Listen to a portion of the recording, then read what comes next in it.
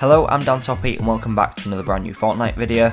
Today I want to talk about the brand new Hop Rocks which were added into the game as part of the 4.0 update when Season 4 started on Tuesday, and I want to talk about whether they are OP. A lot of players have been complaining they are a bit overpowered because it does make gunfights unpredictable, and I want to talk about the good sides of them and also some of the things which could be toned down a little bit to make them more even in a normal gunfight. So obviously the Hop Rocks allow you to move a lot faster and also increase your jump height. They're essentially, like I said in yesterday's video, which was talking about risky reels, where you can pick up some of these Hop Rocks. If you want to check out that video, make sure you're clicking on the card in the top right hand corner now. But what I said in that video is that it's a bit like having an unlimited use impulse grenade for about 20 seconds, and it really does help you move around the map a lot faster. It's also great for when you are attacking people because you can take them by surprise. Something which you will have probably seen quite a lot of is flying headshots. A lot of the really good players using these Hop Rocks to be able to fly through the air and get easy shotgun kills on people because their aim is so good. Because they're flying through the air, they are so hard to hit, and especially if they are bunny hopping towards you, they're also really hard to hit, especially at further ranges, just because of how unpredictable they are. Obviously, this increased movement speed with the higher jumping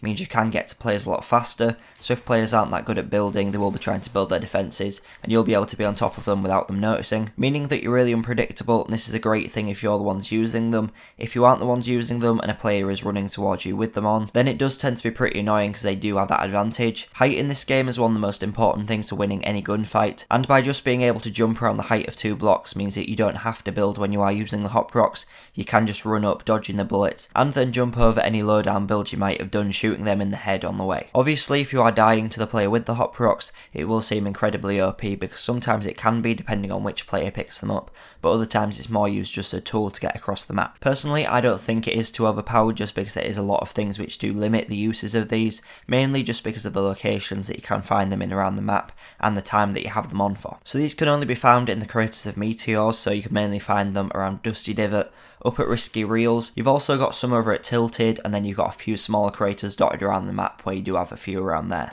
But luckily you can't pick these up, so it is limited just to those locations, and as they only last for about 20 seconds, you can generally expect to see them around those areas, but you can't expect to see them in other areas where you can't pick them up, because they would have run out by the time they got there. If you were able to mine them, and you were able to carry them in your inventory like it was a mini, and you could use it whenever you wanted, then it would definitely be overpowered, because you wouldn't be able to expect at all when to see them, and you could definitely get jumped on. So if you really did hate players that use these, you could easily avoid them by just playing in different areas where they couldn't reach you. Overall though, I think these were a great addition to the game. They definitely change it up a little bit. It helps you out in some situations where you are stuck in the blue and you want to move over a little bit quicker, and it's also great for attacking, and as long as you're aware when you're in them areas, you can definitely avoid them fairly easily.